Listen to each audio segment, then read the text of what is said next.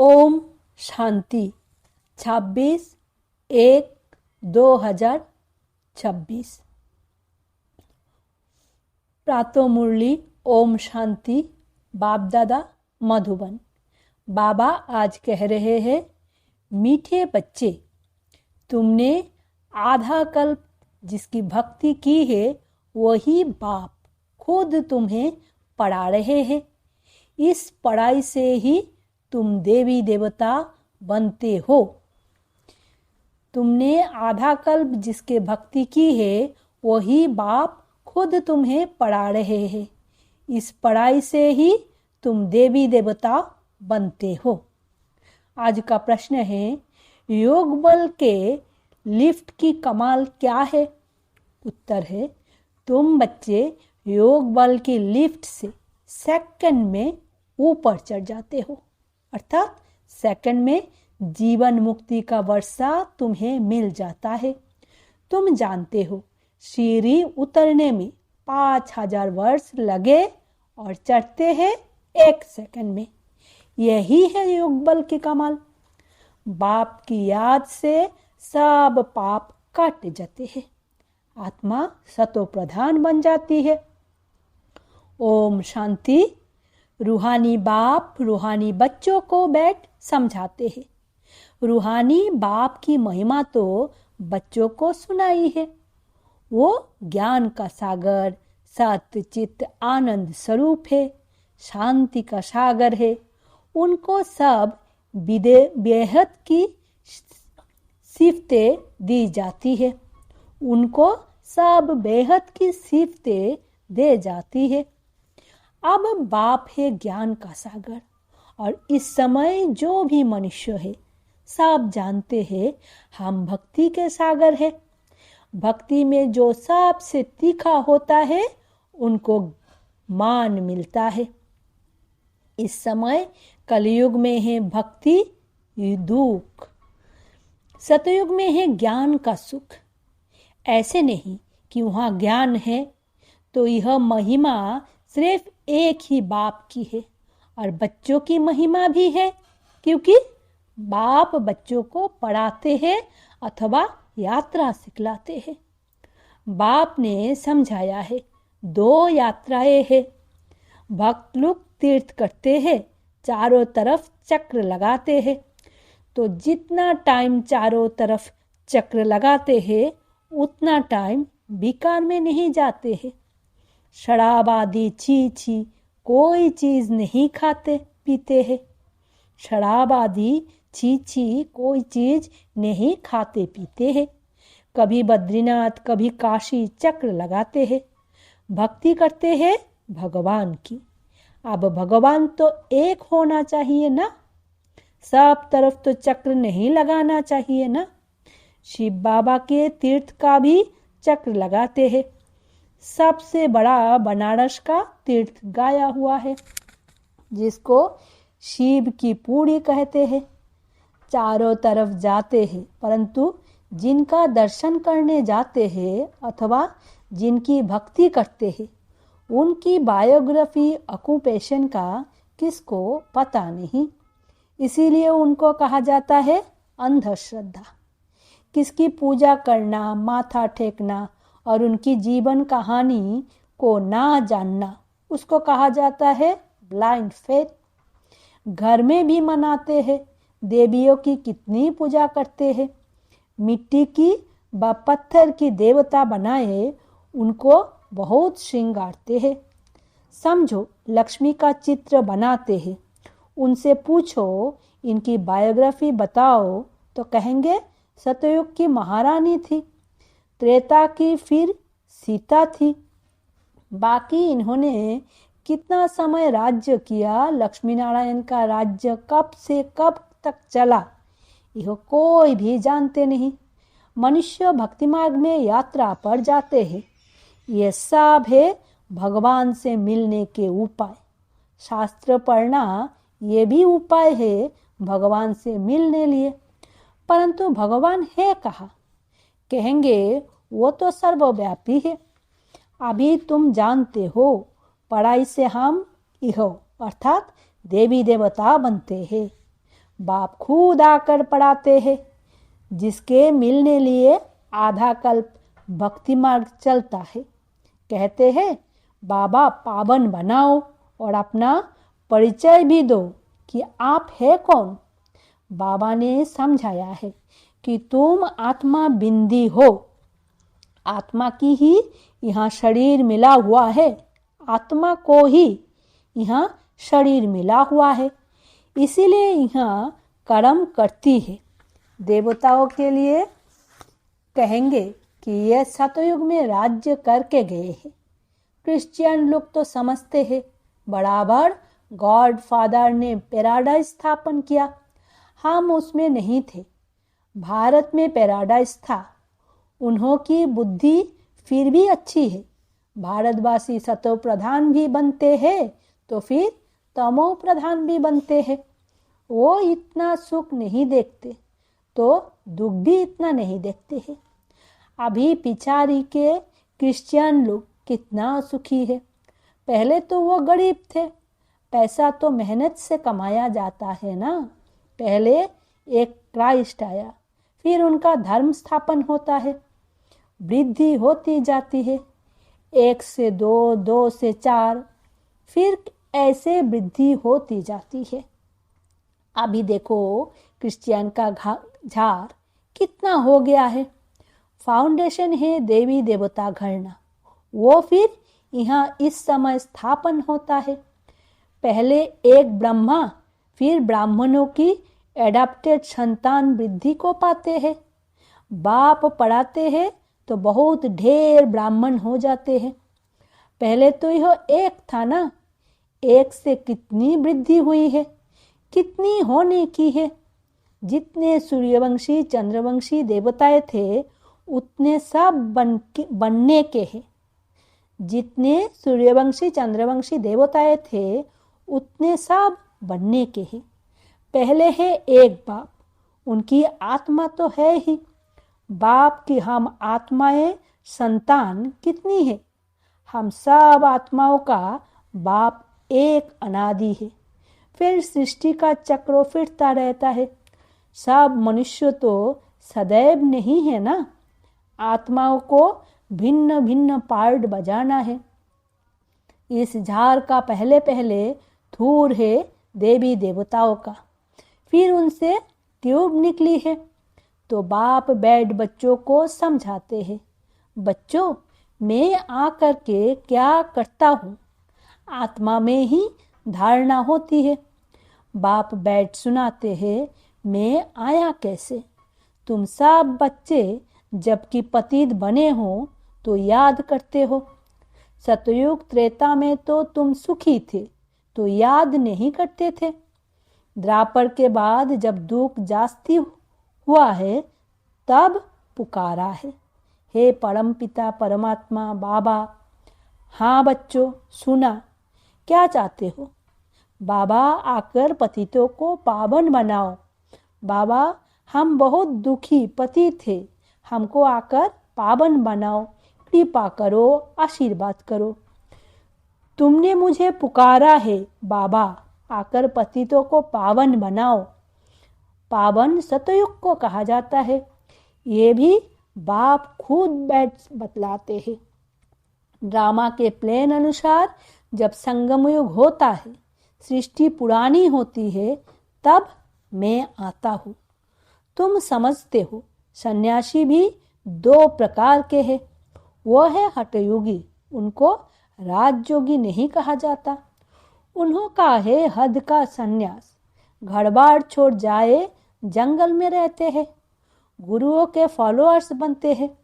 गोपी चंद राजा के लिए भी एक कथा सुनाते हैं। उसने कहा, तुम घर बार क्यों छोड़ते हो, कहाँ जाते हो। शास्त्रों में बहुत कुछ कहानियां हैं। अभी तुम बीके राजाओं को भी जाकर ज्ञान और योग सिखलाते हो। एक अष्टप्पा गीता भी है, एक अष्टप्पा गीता भी है, जिसमें दिखाते हैं राजा को बैराग आया, बोला हमको कोई परमात्मा से मिलाए, ढिंढोरा पिटवाया। वो यही समय है तुम जाकर राजाओं को ज्ञान देते हो ना, बाप से मिलाने लिए। जैसे तुम मिले हो तो औरों को भी मिलाने की कोशिश करते हो। तुम कहते हो हम तुमको स्वर्ग का मालिक बनाएंगे, मुक्ति जीवन मुक्ति देंगे। फिर उनको बोलो शिव बाबा को याद करो और कोई को नहीं। तुम्हारे पास भी शुरू में बैठे बैठे एक दो को देखते ध्यान में चले जाते थे ना, बड़ा वंडर लगता था। बाप था ना इनमें, तो वह चमत्कार दिखाते थे, सांप की रस्सी खींच लेते थे। बाप दादा इकट्ठे हो गए ना, कब्रिस्तान बनाते थे। सब बाप की याद में सो जाओ, सब ध्यान में चले जाते थे। यह सब शिव बाबा की चतुराई थी। इसको फिर कोई जादू समझने लगे। ये था शिव बाबा का खेल। बाप जादूगर, सौदागर, रत्नागर है ना, धोबी भी है, सोनार भी है, वकील भी है। सबको रावण की जेल से छुड़ाते हैं। उनको ही सब बुलाते हैं, हे पतित पावन, हे दूर देश के रहने वाले, आदि आदि, हमको आकर पावन बनाओ। आओ भी पतित दुनिया में, पतित शरीर में आकर हमको पावन बनाओ। अभी तुम उनका भी अर्थ समझते हो। बाप आकर बतलाते हैं, तुम बच्चों ने रावण के देश में हमको बुलाया है। मैं तो परमधाम में बैठा था। स्वर्ग स्थापन करने के लिए मुझे नरक रावण के देश में बुलाया कि अब सुखधाम ले चलो। अभी तुम बच्चों को ले चलते हैं ना, तो ये है ड्रामा। मैंने जो तुमको राज्य दिया था वो पूरा हुआ। फिर द्वापर से रावण राज्य चला है। 5 विकारों में गिरे, उनके फिर चित्र भी है जगन्नाथपुरी में। पहले नंबर में जो था वही फिर 84 जन्म ले अब पिछाड़ी में है, फिर उनको ही पहले नंबर में जाना है। यह ब्रह्मा बैठा है, विष्णु भी बैठा है। इनका आपस में क्या कनेक्शन है दुनिया में कोई नहीं जानते। ब्रह्मा सरस्वती भी असल में सतयुग के मालिक लक्ष्मी नारायण थे, अभी नरक के मालिक है। अभी यह तपस्या कर रहे हैं, यह लक्ष्मी नारायण बनने के लिए। दिलवाड़ा मंदिर में पूरा यादगार है। बाप भी यहाँ ही आए, इसीलिए अब लिखते भी हैं।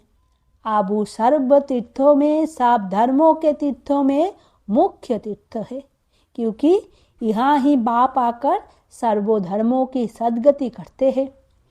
तुम शांतिधाम होकर फिर स्वर्ग में जाते हो, बाकी सब शांतिधाम में चले जाते हैं। वह है जड़ यादगार, ये है चैतन्य।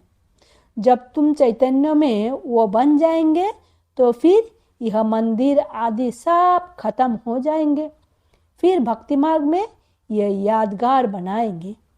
अभी तुम स्वर्ग की स्थापना कर रहे हो। मनुष्य समझते हैं स्वर्ग ऊपर में है, अभी तुम समझते हो यही भारत स्वर्ग था, अभी नरक है। यह चक्र देखने से ही सारा ज्ञान आ जाता है। द्वापर से और धर्म आते हैं तो अभी देखो कितने धर्म हैं। ये है आयरन एज, अभी तुम संगम पर हो। सतयुग में जाने के लिए पुरुषार्थ करते हो।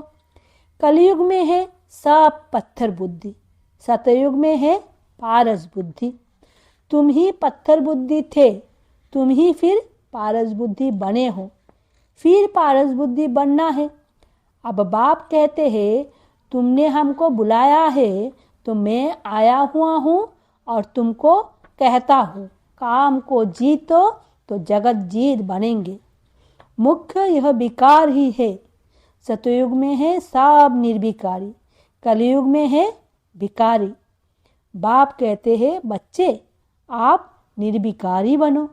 63 जन्म विकार में गए हो, अब यह अंतिम जन्म पवित्र बनो।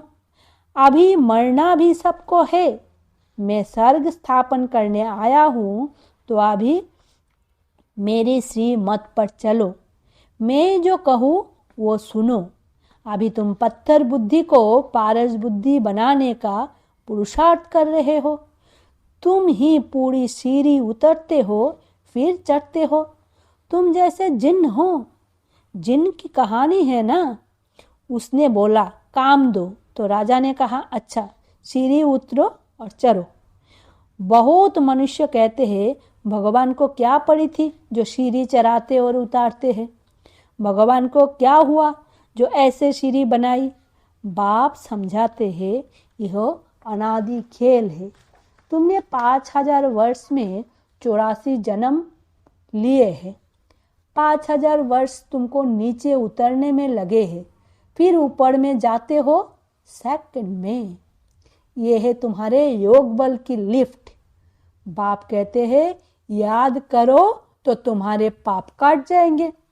बाप आते हैं तो सेकंड में तुम ऊपर चढ़ जाते हो, फिर नीचे उतरने में 5000 वर्ष लगे हैं। कलाएं कम होती जाती है। चढ़ने की तो लिफ्ट है, सेकंड में जीवन मुक्ति।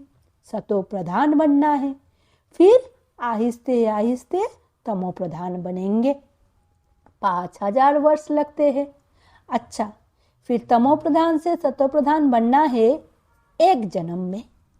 अभी जबकि मैं तुमको स्वर्ग की बादशाही देता हूँ तो तुम पवित्र क्यों नहीं बनेंगे। परंतु कामेशु क्रोधेशु भी है ना। बेकार ना मिलने से फिर स्त्री को मारते हैं, बाहर निकाल देते हैं, आग लगा देते हैं। अबलाओं पर कितने अत्याचार होते हैं। यहाँ भी ड्रामा में नूंद है। अच्छा, मीठे मीठे सिक्की लदे बच्चों प्रति माता पिता बाप दादा का याद प्यार और गुड मॉर्निंग। रूहानी बाप की रूहानी बच्चों को नमस्ते। हम रूहानी बच्चों की रूहानी माता पिता बाप दादा को याद प्यार गुड मॉर्निंग और नमस्ते। धारणा के लिए मुख्य सार। पहला, जगत का मालिक बनने व विश्व का बादशाही लेने के लिए मुख्य काम विकार पर जीत पानी है। संपूर्ण निर्विकारी जरूर बनना है। दूसरा, जैसे हमें बाप मिला है ऐसे सबको बाप से मिलाने की कोशिश करनी है। बाप की सही पहचान देनी है।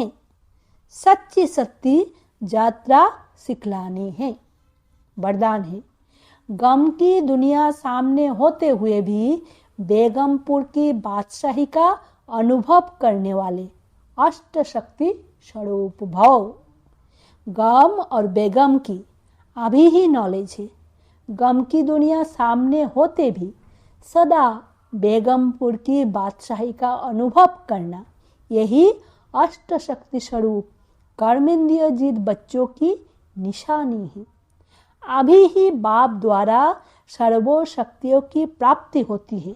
लेकिन अगर कोई ना कोई संग दोष व कोई कर्मेंद्रियों के वशीभूत हो, अपनी शक्ति खो लेते हो, तो जो बेगमपुर का नशा व खुशी प्राप्त है वो स्वतः ही खो जाती है। बेगमपुर की बादशाह भी कंगाल बन जाते हैं। स्लोगन है, दृढ़ता की शक्ति सदा साथ हो तो सफलता गले का हार है। अव्यक्त इशारे। इस अव्यक्ति मास में बंधन मुक्त रहो, जीवन मुक्त स्थिति का अनुभव करो। अपने संकल्पों के तूफान व कोई भी संबंध द्वारा, प्रकृति व समस्याओं द्वारा तूफान व विघ्न आते हैं तो उनसे मुक्ति पाने के लिए युक्ति युक्त बनो। जब तक योग युक्त नहीं तब तक विघ्न से युक्त हो। ओम शांति। शुक्रिया बाबा।